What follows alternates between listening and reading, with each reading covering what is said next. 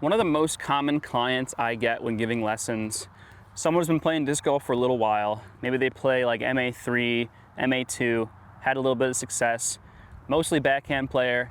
They just can't quite get past like 300, maybe max out at around 320. They just can't ever quite get the disc out to a little bit further. They want to get to 350, maybe even 400, but whatever they do, they can't seem to do it. Every single time, without fail, the problem is you are rounding. Despite the fact that people talk about rounding and it being a bad thing, people will know that rounding is a bad thing, but they still can't fix it. I have clients come to me all the time that do not know how to throw without rounding. They've tried fixing it, but they still can't. So I'm gonna go over what I think are the couple of key factors. I'm not gonna put too many details in this video. I just wanna give you the bare minimum tips and form positions to get in so that you won't round. Everything else after that you can work on, but if you're rounding, nothing else really matters, honestly. And if you are an able-bodied adult, if you're not a child or an elderly person, you should be able to throw further than 300, 320.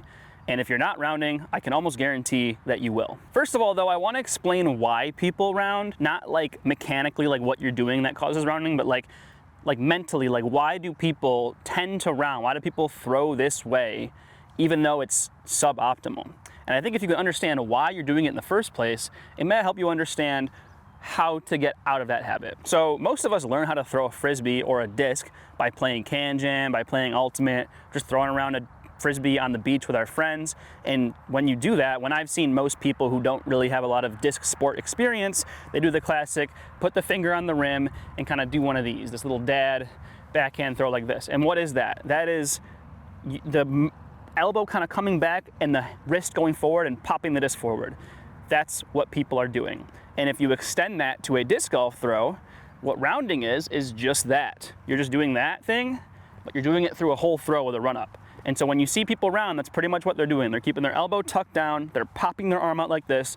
They're just doing the Frisbee throw we all learned as kids in a disc golf throw. Unfortunately, that is not the best way to throw a disc, especially a disc golf disc. Better way to do it is to create a power pocket, to create a whip, and generate a lot more force through the whip that you create. This little arm movement is just horribly low in power and gets you very little actual distance when it comes to disc golf. So, how do we not round? First of all, we need to set up a situation with our body so that we have room to get the disc where we want it to be. A lot of people round because they step basically directly horizontal towards where they're going. I've seen a lot of people who do their X step and they take that last step like this and try and throw this way. And right now, my body is completely upright. My legs are in line with each other, facing toward the target. I can't pull in and create a power pocket without having the disc way out here in front of me. So I'm basically gonna just round because of the position I put myself in. Instead, what I want to see people do is create a staggered stance when they are getting into that last step. An easy way to do this is to angle your run up. If you're a righty backhand, start in the back right side of the tee pad and go slightly towards the front left corner of the tee pad. You're gonna run up like this, and it's gonna create motion toward that plant leg such that you create a bit of a stagger in your step. What this does is it opens our hips up a little bit and creates room so that when we pull the disc in, we don't have to round, we have this room in front of us. Additionally, I also want to see you not being totally upright. You can be upright, but what you're going to do is you're going to release it on anhyzer because you're going to have to come over and across to get it nose down. Instead, I want to see, for most throws, either a stock release or a hyzer, a little bit of a lean or a tilt. If you watch any high-level pro, they're pretty much all doing this. Even guys who have a pretty upright posture, they're gonna have a little bit of a lean forward. The reason they do that is to create all of this space, and that's how they're gonna throw their stock shot. So we wanna have a little bit of a stagger, a little bit of a lean, and look what this does. It takes this super closed off, no room to come in and create a power pocket to stagger, opens it up, and lean forward a little bit, and now we have all this room to pull into. Second thing that I think is pretty helpful in helping with not rounding is making sure your reach back is setting you up for success.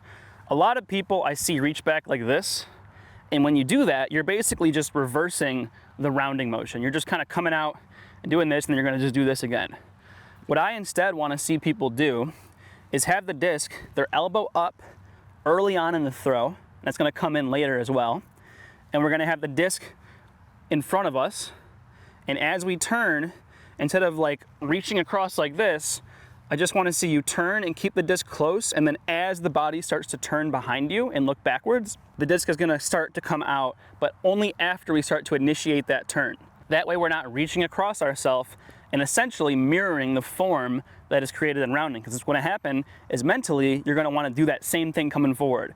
What you wanna do is mirror what would be good form, which is reach out after you start to rotate straight back like this. I also don't wanna see you reaching back way out here or way out here. You kind of want to go mostly straight back, maybe out a little bit. It's going to depend on your preference, but just try to avoid the extremes of this and this if we're throwing this way. Then one of the last steps is pretty much doing that the other way. So the reason I want your elbow to be up and you to mirror that form of reaching back behind you is because when you're going to pull in, you're going to do the same thing. You're going to pull back in toward your chest.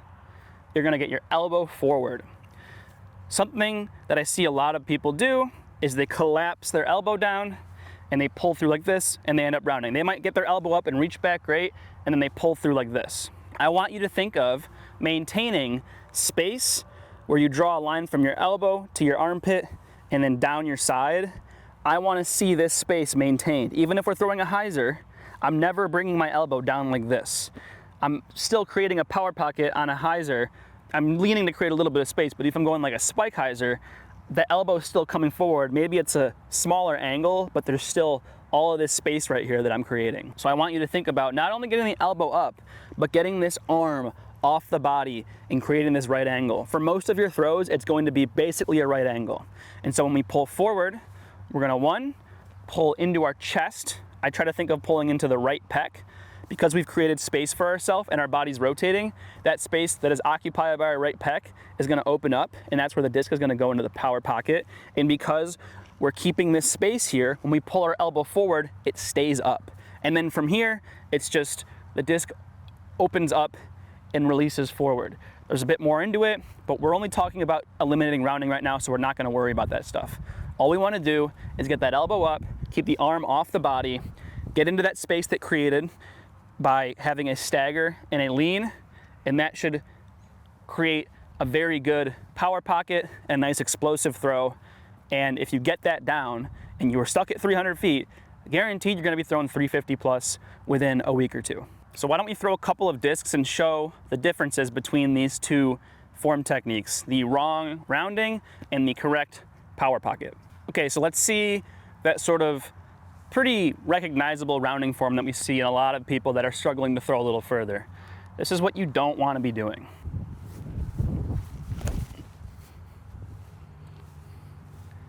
Okay, very roundy, not really creating a stagger, not leaning over, just a lot of arm, not a very good throw. Again, we could even set ourselves up correctly by getting the elbow up, but still collapse the arm, which will be bad.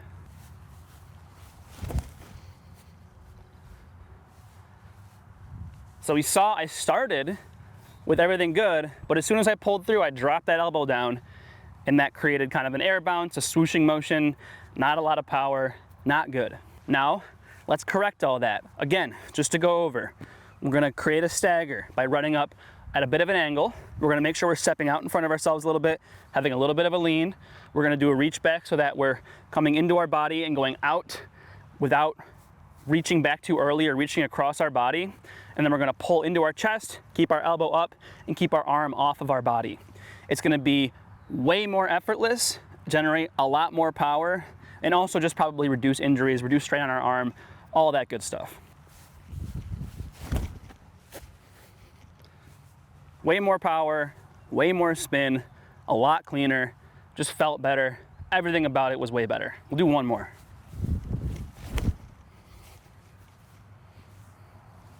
So there you have it. If you're struggling to get past 300, if you can't quite throw 350, in all likelihood you're doing this. I haven't seen a lot of people that are stuck at that distance that aren't rounding in some way.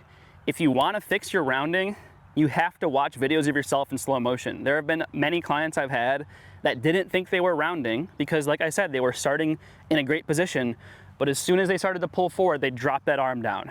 It's very common.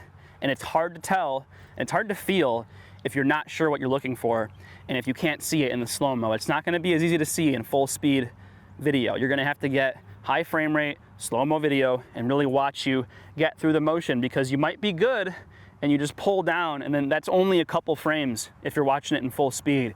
Need to see it in slow-mo. We can watch that arm drop down and you'll really be able to see it. Hey, just a quick heads up. I've restructured my website recently. I'm gonna be doing online lessons for people that don't live locally in Rochester. If you live in Rochester, I do group clinics, I do private lessons, I do course lessons, all that good stuff. But if you want to get lessons from me online, 30-minute call or an hour-long call, we can do a Zoom call and go over anything you want to talk about. Just go on my website, which is always linked in the description of my videos. It would help out a ton, and I could help you out get better with your form and get better at disc golf. Anyway, hope that was helpful. I'll see you next time. Peace.